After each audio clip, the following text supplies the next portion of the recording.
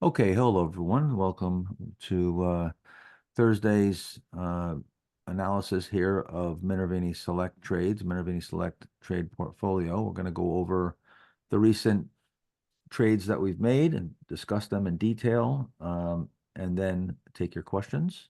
Try to keep the questions to pertain to the select trades. This is a session specifically for that. Right after this session, Mark and Brandon will, Mark Ritchie and Brandon will have their live Q&A session, which I will not be involved in. But they're here now, and we're going to spend, I don't know, maybe 30 minutes or 40 minutes or so prior to that next live session.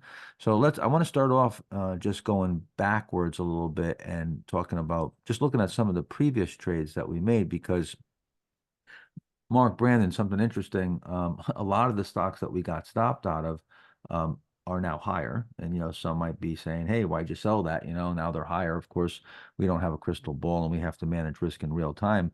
But if you take a look here, something like this DOYU is back into new high ground here and had actually reset some of these. There's a few here and there that I wanted to buy back, and maybe we didn't just get a crisp enough entry. But I think, one of the things I'm bringing out here is that you need to keep watching the stocks, even the ones that you sell and get stopped out of, because they may still be fundamentally sound. Things are going well. Maybe you get another earnings report and it resets.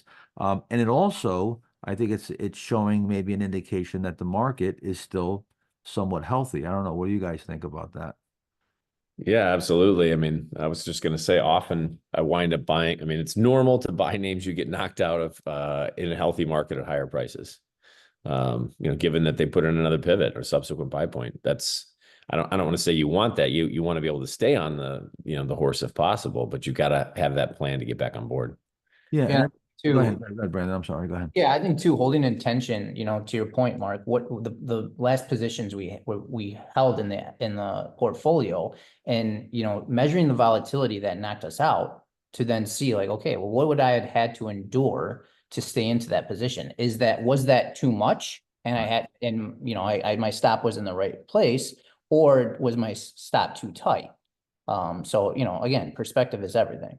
Good point. Again, getting from one side of the corral to the other on that horse, if he bucks you off, it's you can see that the horse got to the other side. But what would you have, as Brandon is saying, what would you have had to gone through to get there? Now, this is where we're in the trade grader now, which I think is just an invaluable tool.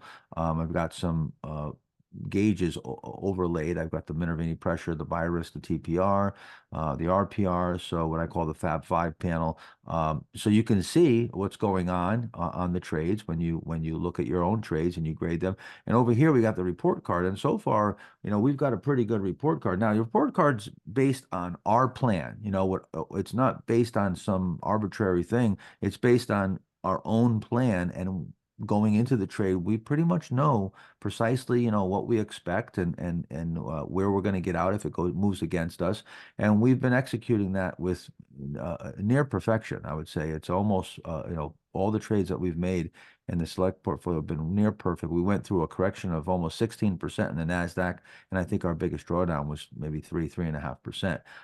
And we were in position to take advantage of upside. If things worked out, we were in position because we were ramping up exposure like we just did. I'll talk about that in just a minute. But here's our report card. So we bought 14 of the 15 perfect, 93% ranges. We Mark, wanted to, hold on real quick. I have a couple of people saying they can't see the screen. oh boy. Are you Oh guys?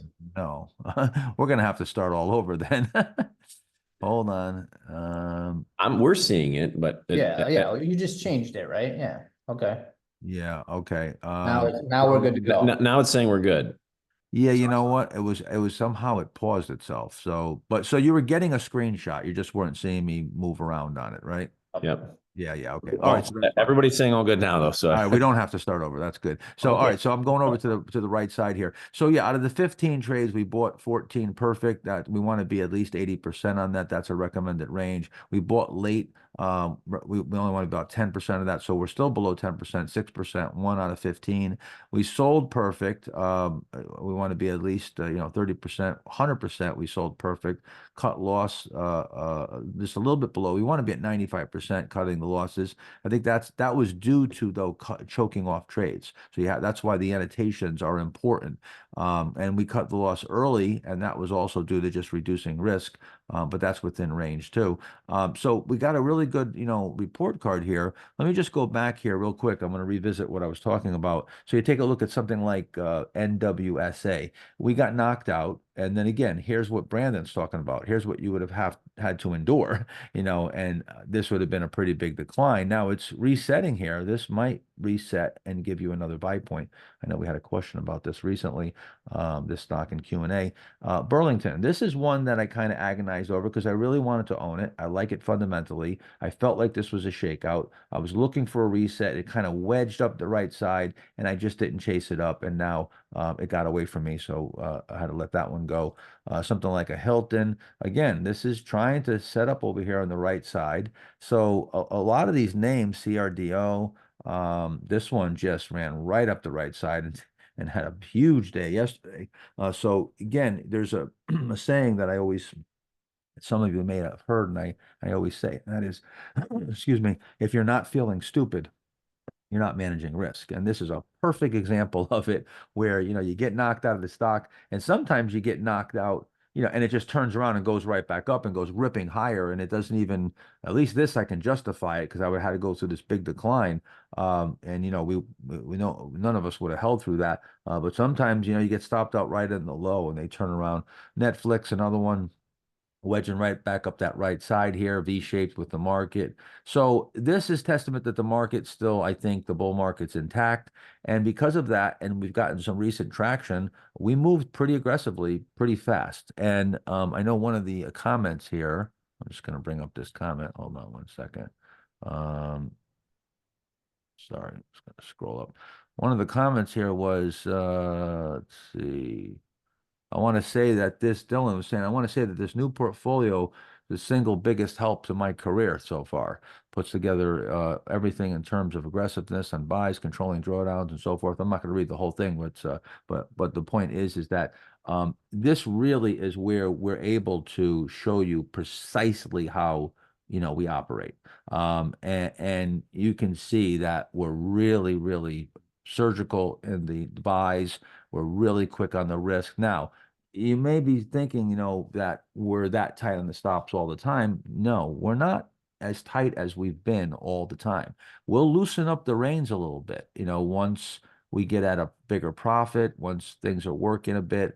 Coming out of a correction here, though, this is where we want to get invested as fast as possible with the least amount of risk. And that's where we've done a really good job of controlling the risk on the downside, going through the correction, and now ramping right back up and being in a position to take advantage of if things start taking off here. So let's take a look at this MIRM. We're just going to go through. There's been 5 trades that have brought us up to virtually 100% invested. We're 90 some odd percent invested right now. This was classic, just coming out of a low cheat in a power play. This is precisely how we would play this 99.9% of the time. I would have preferred that it held up a little better. It went inside and then moved out from there. And I would have added back. We actually took some off. We cut it in, well, you didn't cut it in half. We took a percentage amount off that fully financed the risk. It was a partial. I think it started off as a 12.5% quarter position, and we took enough off that would finance the risk. And that left us with a 7% position. Now we're just waiting to be proven right or wrong at this point, and without getting into too deep analysis of what we think about the stock, simply we have a tight stop on it. If it goes south, we're out. If not, we're still in, but we're fully financed. Our risk is fully financed. I don't know if you guys have anything to add. I was just going to add, we mentioned this last Thursday because we got the question, are you guys getting too aggressive too quick even last week? And we were saying, the fact that we de-risked the first trade then allowed us to go to put on the Teva trade, at a full size. Yeah, Mark's bringing up a perfect point, and Brandon, if you have any views on this too, certain when a lot of times what we'll do is we'll make those trades and take some profit because that allows us to finance future operations, if you will, to borrow a term from Jesse Livermore, our operations, and then I can get more aggressive. Finance maybe that next stop or cushion the downside, and then allows me because that's our goal. Our goal is to improve our worst case scenario and then be able to get very aggressive. And that's the difference between the pros and the amateurs. The Stanley Druckenmillers and everybody else. Druckenmiller and those guys, they get massively aggressive, but they only do it at real opportune times, and they really make sure that that things are working and just barrel in there and with guesswork. And that's something that you can see. We don't do much guessing. Things are really, really precise and well thought out here. I don't know, Brandon, I thought, were you saying something? I'm not sure if I cut you off. No, I don't really have anything to add. Okay. Yeah. So Teva was, again, textbook, big long base, really nice. He tried to come out here. It had a reset over here. And then finally, and I think the real tip off on this one too, we'll see if it ends up working, but you just went through a few days down and had a good close, and this was completely unaffected by the correction. So that was definitely showing some relative strength that warranted definitely buying this. So we bought it from a pullback buy. It pulled back here, and then as it started to turn up and took out that high, we went into a pullback buy there. That's a textbook, perfect buy. One of the other things too, as I said, I have these gauges up here. The Monalert gauge that you're looking at here, you go up here and you can decide what recipe you use. I have the no-nos after purchase, which I really like to use when I'm looking at these types of charts, because then you can take a look after you buy, excuse me, after you buy it, if you're getting violations. And you can see there's really not hardly any violations here. So far, it's acting fine, and you should be giving it some more time for the gain to come to fruition. Another thing too is you'll notice everything's green, right? Everything's green. So the pressure's off. The buy risk is telling you that you can entertain it as an idea, and TPR is telling you that all things measured and as a composite this is a stock that is in a position to potentially be purchased. And you have your individual RPR, of course. We want that at the very least to be above 70. So you're hitting on all cylinders here. And looking at ALNY again, textbook buy. Just we could have made a case to buy it right here. You could have easily bought it on the 12th. We did not. It pulled in a little bit here. Even if I did buy it there, this probably wouldn't have stopped me out, certainly of the whole position. Maybe we cut it in half if we were skittish on the market. But then that pullback buy, it was really, just really textbook perfect. You pulled back here, and now again, it's just a waiting game. Let's see. And we're going to get to your questions in just a second. So if you have questions, type them in, and we'll start to answer them in just a minute. Just going to go over the next two positions here. So ON, you guys know, and I think this underlines, and I think for those of you who have been with me for at least a little while here, you can see that I have incredible discipline when it comes to this stuff, because this is a stock that I've been watching for a long time. And I love the company. I love the product. The fundamentals are really strong. And I also feel that this is going to be a potential takeover or buyout candidate. I do feel like a bigger company is going to probably buy this company or try to buy it. So there's a lot here on the potential upside, but we just couldn't get it to set up over here. It got too erratic. Over here, it was still too erratic. It ended up coming in a bit on the correction. But again, see, during the correction, it was in a basing stage, and it only came off for a few days, came right back and set up and quieted down. That's, this, you just got to buy a stock like this. When a stock does this during a correction, you got to take a position, even if it's a small position, because it's textbook perfect. Now, it may not work out, but so far, everything is coming together exactly how we would want it to come together.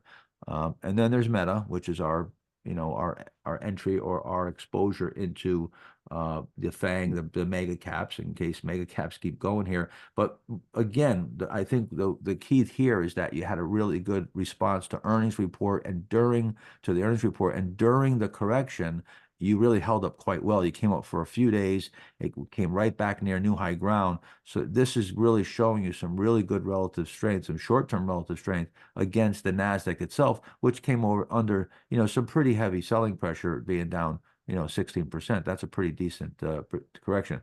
But every one of these, I would grade as that we really executed perfectly. They're bought exactly how we would want to buy these, and according to our rules, and everything has worked out so far in textbook fashion. Now the question is, are we going to stick to that same discipline, cut the losses at the right time? And I'll assure you the answer is yes to that. But that would be your next challenge for yourself with your own positions. Let's see. Let's go to questions and see what you guys have for questions. Yeah, a lot of questions obviously that don't pertain to the Minervini Select. Just save those for the next call. We'll get some of those, but specifically, there was one question though as it relates to Minervini Select in terms of analytics, asking in analytics under open trades, is it possible to add a column for position sizing similar to how you have it for the Minervini Select portfolio, so we can quickly assess our exposure? Thought that was an interesting idea. Yeah, for them to have the positioning sizing. I Exactly. think you can put notes, but I don't have it in front of me, but yeah, I believe that's one of the changes we're making. I think it is. But what I would do is send an email to Bob right now, and just give him that note, because then he'll check if that's on our punch list, our to-do list. It might already be on the to-do list, but if it's not, we can add it. So just give a backup email to Bob right now and just say, we spoke in the session here.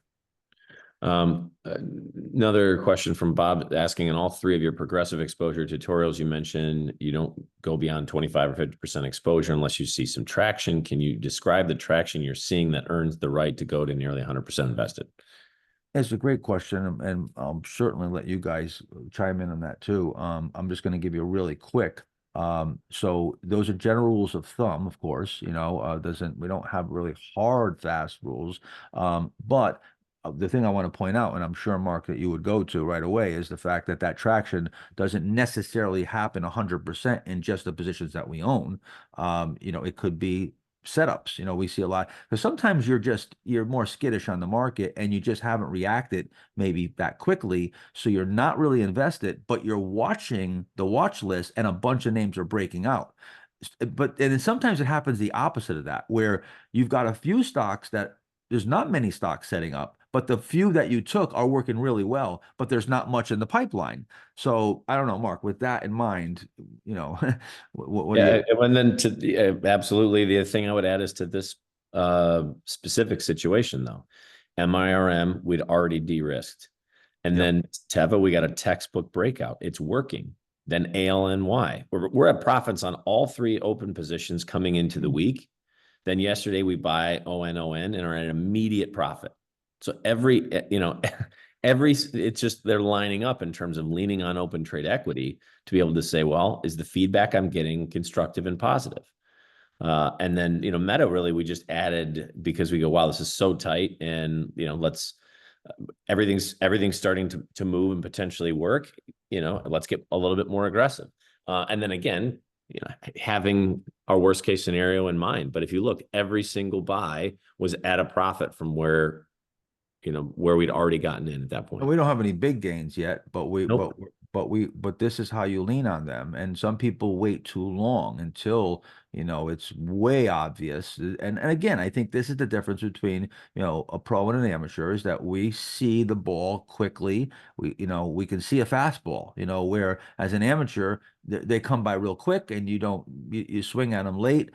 You'll get there though. You'll get there, and you'll start to make moves a lot quicker. Again, I'm going to give you another analogy, and then Brandon, maybe you could talk about. We recently, talked about our worst case scenario and everything getting hit in the stop. But before that, again, I will give you another metaphor with race car driving. I was just working with somebody who I was in the car coaching them, and the difference is that when I got to the turns, I was very aggressive with the steering wheel. Like, and pros are the guys that are much better than me. They're even much more aggressive. It's all about that turning in, and amateurs, they think they're gonna roll the car, so they go real easy. And which actually it's worse. That's what rolls the car. You build up all this sort of centrifugal force, and I'm cutting real fast and real fast. And my friend who was in the car with me, he's just easing into it. We call it street driving and street braking. So same thing here, where someone like Mark Ritchie, Brandon, they're going to be like, bang. I mean, they see the green light and they're going in fast. And before you know it, I mean, they're fully invested, and then the same thing on the flip side, who knows? Maybe, Powell says something, things start coming in. We don't care if the market goes down 1,000 points on Powell's comments. We're going to watch the individual stocks. And if those stocks start coming in and doing abnormal stuff, you'll see just as quickly. And even if the market does good, we're going to watch those individual stocks, and just as fast as we went up, we'll go right back down. Well, and I'll just add, yeah, Mark, coming into this week, I think Mark and I were having a conversation. Like, I think we had 1.4, 1.6% at risk. But we had more setups this week, right? Things kind of look like they improved over the weekend. So yeah, we almost doubled our exposure and we took a little bit more risk, but we were okay with that, given what we were seeing. So, and to your point, Mark, like when we kind of went back to cash when we were invested, and we were talking about the stocks, or the positions we have gone basically higher from where we bought them. However, the feedback we were getting from those stocks and the market was telling us, hey, we need to be cautious here. So we stepped back out. But now we're getting, reinvested. And, I agree. Like, hey, Powell might come out with some, negative comments, but hey, maybe we don't get stopped on our stocks. That would be a really good signal. Yeah, we're watching the stop. Like, we go through pullbacks sometimes, and even 5-6% little corrections in the market, and all our stops hold. I've had times where not even the stops just in my own trading, and even something more, like a more narrow portfolio like this, but even just the open positions on the platform. There's 30 open positions that we highlighted, and none of them get stopped, and the market comes off 3, 4, 5%. That's happened before, and that's a great sign. I mean, that's where we're going to look to get very aggressive on the heels of that too. And something that Brandon brought up yesterday, I said, what's our worst case scenario here? Where are we going to be if we get stopped out of everything? Where's our equity going to be? And basically, he said, look, we were already down 3%. We're adding like maybe 1.5, maybe 2% risk, but we're doubling our exposure. So we're not even doubling our risk, and we're doubling our exposure, and that's music to my ears, because that means we're improving our worst case scenario. Well, and one more thing to add too. Like, if we have 10% winner, I don't know, one of our 25% positions, it pays for the risk we have on the right entire campaign is the That's way I right. like to think about it. It pays for the whole risk campaign, and we haven't even gotten there yet, and we're basically hovering just below even on the whole thing, and haven't even got much traction. So I don't know that we could do a better job than we've done. Right. No, it's actually absolutely perfect. There's really not much more we could do. This is, and I tell you, I'm so happy that we started and we got knocked out of everything, and I'm so happy that everything went quote unquote wrong, because you got to see how we manage risk and how careful we are. And even when things go terribly wrong, that they're never gonna get their teeth into us for any length of time. And you see too, we got in cash very quickly. So at that point, the market could crash. We could have an 87 crash. It doesn't matter to us. We're in cash. We're gone. And same thing here. We're going to be invested. This market takes off, we're in. And that's the goal. The goal is to be trading your largest when you're trading your best, and your smallest when you're trading your worst. And that's what you want to work towards in any strategy. It doesn't matter this strategy, any strategy. You need to have some mechanism that you pyramid your way into having big positions and big size when things are going good, and small positions and small size when things are going bad. Let's get to more questions, because I know we took a lot of time there. Yeah, similar question from Sahil saying, can you explain your rationale behind almost 100% invested from a risk reward standpoint? The MST hasn't made 5%, but it's now taken 5% risk. True, but we're not gonna, that doesn't mean that we're just gonna only go to a certain percentage because we're 100% covered on the risk side versus the reward. we're not going to always be fully financed on a portfolio basis. That's virtually impossible because at some you have to take risk first. You know, before you have profits, you have nothing but downside, right? So there is a period of time where you're taking risk and it's not covered. So you know, again, it's a combination of the focus list of what the setups are, what we have. I will say this though, I will say that this is probably the most aggressive that we would get this quickly. You know, like this is really, really moving pretty fast. With not a lot of data saying, you know, that we've got profits, but our risk has been contained, you know, just beautifully. Michael's asking why we didn't bump ALNY along with the platform.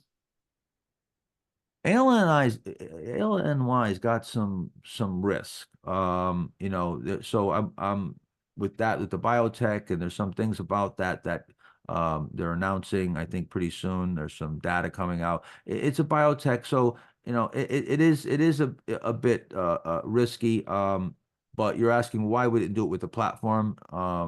Why we didn't bump the full. And yeah, I was just going to say because, Yeah. you know, a little more risk than we wanted to take. Yeah, I mean, and of course, you know, we'll point out, you know, additional buy points and that which, you know, on the platform, it's not a portfolio. So we're not managing it with that in mind. With this Minervini Select Trade, this is actually a portfolio that we've got to think about position sizing. And that's where you want to look for that detail and see, you know, how we operate exactly. You know, the trades on the platform are more as a research tool, you know, to show you the buy points and to present ideas. Costas is saying he's down 7% for the year. I made a pilot buy on MRIM, which worked, and then I moved to 25% positions on Teva and ALNY. Yesterday, I also bought ONON. I'm 80% invested, so I increased my exposure based on momentum of the trades, which they seem to be working. I'm wondering, since I'm not performing well, should I have bought less?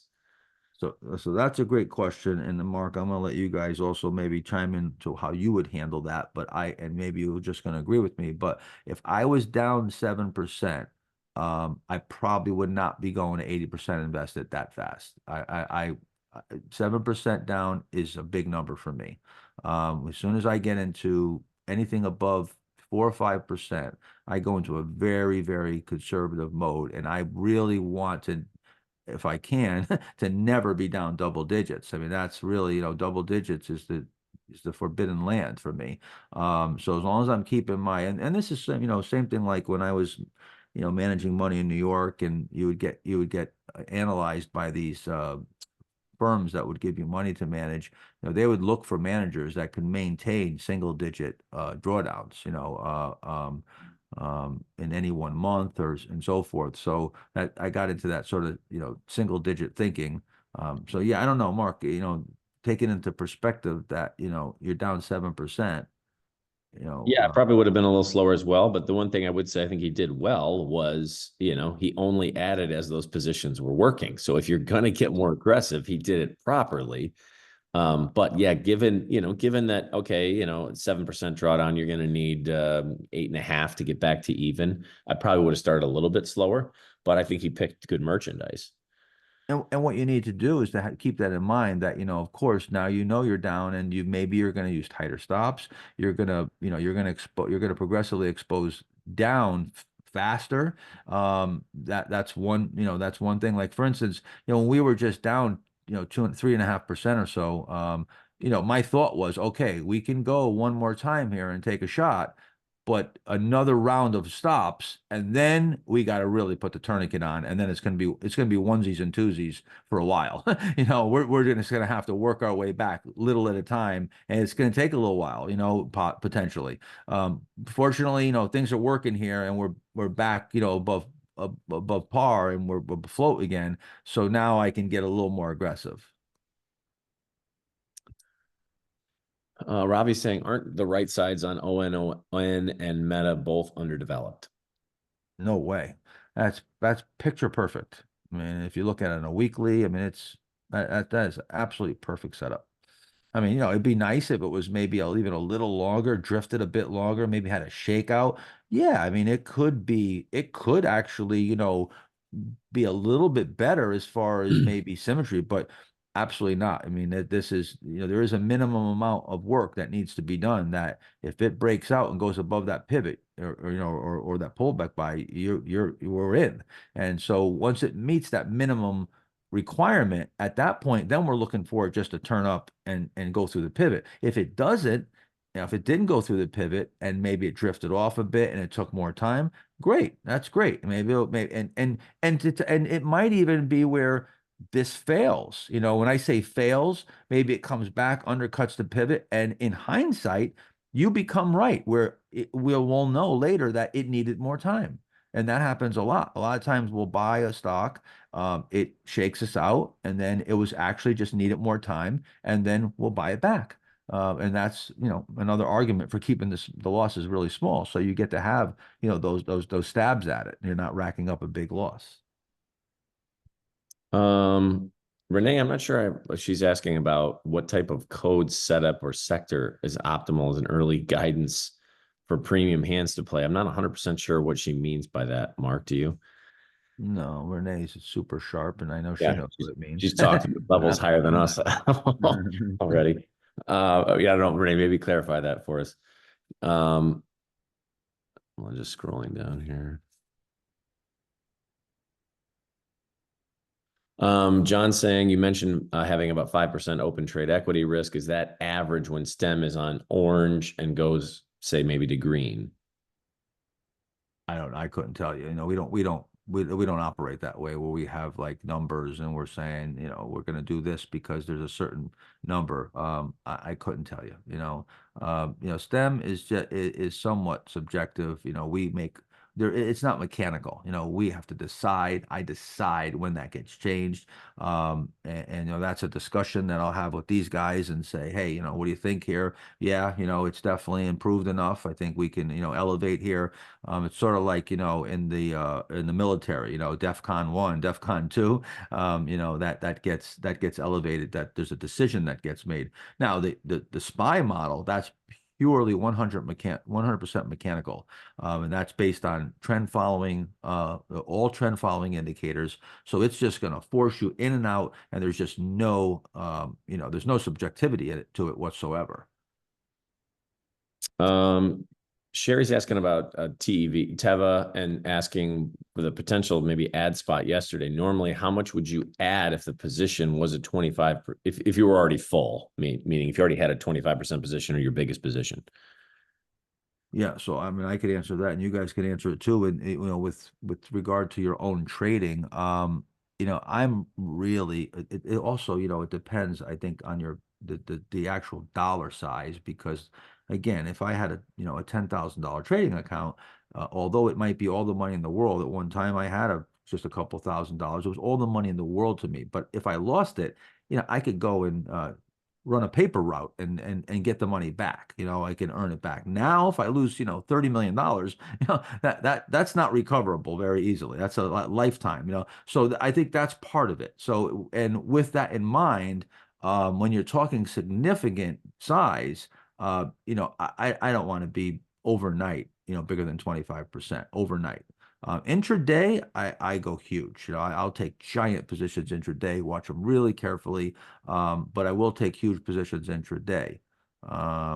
So yeah, that's as far as, I think that answered the question. But, Yeah, and just Sherry, to add some color, we had even talked about bumping Teva a little bit yesterday, and the plan was going to be if MIRM started to slip, or we were thinking of possibly jockeying and knocking that out maybe near break even, and then adding to Teva, but we wouldn't have. I don't think we would have gone to a 50% position. Would probably been something like adding a 5 or 10 to the position. yeah, 50 that'd be really big. ON I'm really keen on though, but then again, we always keep in mind that the things I like don't tend to work, and the things I hate I was going to say the fact that Mark loves the product might be the kiss of death for that. Yeah, one. when I love the product, it's usually a kiss of death. But I think ON, everybody loves the product. They really have something special. They got huge margins. When you charge $250 for a pair of sneakers, and but yeah, that's the max that we would go. Trying to just see if there's any other ones specifically to that. MSP. We're going on 30 minutes here, so. Yep, yep. Sherry's asking, is MRRM building another right side? Is that another potential pivot if you don't own it? Well, it's building a right side. It never really built the right side. This was a low cheat.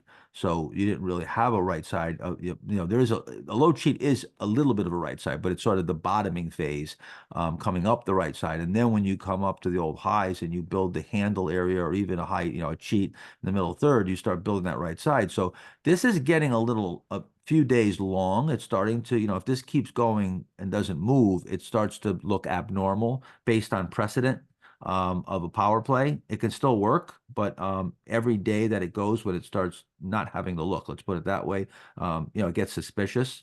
So, and who knows, it might come down, knock us out, reset, and happens all the time. Happens all the time where you get shaken out, and but it's all about risk. If you noticed, everything that we talked about prior to the questions was all about risk. It's all about risk, and that's really just executing the plan. Even the buys are being executed, being very close to stops and very predictable, points that we know what to expect. But it's 98% all about risk. Let's see here. There's a lot of other questions down at the bottom. Kava is asking, wondering if Meta was V-shaped. And it was V-shaped. No, I'm not sure how you get that. Look, this is an awfully long base. I don't look to, the base starts all the way back here. I mean, you had this, I think this was an earnings beat. Then you actually, I think this was on earnings also. So you've had some volatility, but you've put in a long sideways action here. So I'm not sure what you're referring to. Even this right here isn't really V-shaped. So Heel's asking, what would your plan now be for taking profits on some MST trades? Are you going to wait for at least 2R before selling? Well, we don't operate that way where we say we're going to sell at this point. We just watch the trade, and if it looks like it's vulnerable to a sharp pullback, we'd probably sell or reduce. If we get a really decent gain would be two or 2 to 3 times risk, but that also is a little misleading to just blanketly say that, because at this point we're taking really small risk. So if we take a 2% risk stop, we're not selling at 4%. We're very seldom ever. We're usually thinking about the gain side based on our average over a longer period of time. And even though we don't have a lot of data here, we have a lot of data that we know what we're going to pretty much what we can expect from these type of trades. So yeah, I mean, it's you got to take into account not only your R's but your average gain. And again, we're going for as big of a multiple as we can, as long as the stock's acting right. And at some point, the stock's going to get overextended. It's going to start giving us violations and not acting correctly, and that's where we would sell. So we don't go in with any predetermined ideas like that. Yeah, sort of a few other questions on ONON. One saying it seems a little sloppy. Had it not been for the correction, would you still have taken a big size? And then the other related is saying, I see the pivot, but don't see the overall setup. It doesn't look long enough. No, I don't. And this is a beautiful setup. I mean, this is a recent IP. This couldn't really get much better. I mean, it's beautiful. It looks very similar to Ollie's. I can maybe bring that up. Let me see. OLL. Now where you get? Let's go back to Ollie's. I got a pretty good head for precedence. Here was Ollie's. Look at that. I mean, that's very similar. Very similar IPO. Now let's go back to ONON. A little bit here. Yeah, I mean, that's about as good as it gets. When if you get an IPO, you get a nice big correction, and it sets up here, and the fundamentals are there. Also that classic Livermore, from the very first Master Trader program, one of the things Mark taught was, when you have an IPO that, when IPO a few years ago, it's usually, then it starts to make a new high or improve. It's usually a really good buy. And that's precisely what we got here. And you can see the fundamentals are coming in as well. Yeah, yeah, and it's quite amazing. That's one of the things that made me go all in on stock trading as a career and really just make 100% commitment to doing this and learning it was that when I started studying Livermore and going back to the 1800s and the early 1900s, and when I saw how many things were exactly the same, 50, 60, 70, 80 years later, I was like, okay, this is really something that is based on a very clear set of variables that are timeless. And that's when I knew if I get this down, this is going to pay me for a lifetime. So yeah, as Mark's pointing out, though, this is the same way Livermore would be buying an IPO in the 1920s and 30s. Let's see here. And I was just going to add just for a little bit of color, some of you guys saying this setup may not look absolutely perfect, but What is absolutely perfect? well, that's what I was going to say. And I was going to say, if we're going to play favorites, this is we try never to have favorites, but I was going to say, this is the way Mark has favorites. He wanted to buy this for whatever, 3 to 6 months. And still, like you said, the first buy is right here. I mean, yesterday, totally acceptable, mid-single digit pivot. Clear defined right side. And with all that conviction and all that how long I've been watching it, whether I've been watching it for a year and I love the product, and if this thing goes down and We'll hits my punt it stop, tomorrow. Yeah, I'll exactly. be gone tomorrow. So just keep that in mind. Same here. We will absolutely we'll punt this thing in a second. I mean, that's pretty close to, I think, most of the questions regarding the MST. And I mean, look, we didn't get to all of them, but I would say we can save any of the other non-MST questions for the next call. Yeah, Yeah, I think yeah. we'll leave the room open too, right, Mark? So you're gonna jump off? Well, we do. I know we want to stop recording. Bob said Correct. record separately, but I guess we could leave the room open. Yeah, and just you got it. Yeah, we'll Alright, jump on here in 15, 20 minutes. Yeah. And then I'll just 12 o'clock. pick 11 up o'clock, yeah. some of those other questions then. Okay. All right. Great. Let's do that. All right. All right. I hope this has been helpful. I mean, I think this is really, this has been actually a lot of fun. I think this is going to be great long term. I'm having a lot of fun, and hopefully I'd like this to grow this and see this someday where we got a $1 million account that we grown from $100,000. So, and we'll work on doing that. So we'll talk to you. I'll talk to you soon. These guys will be talking to you in just 15 minutes or so. Yep. All right. I'm going to stop recording. All right. And I'm going to leave the room.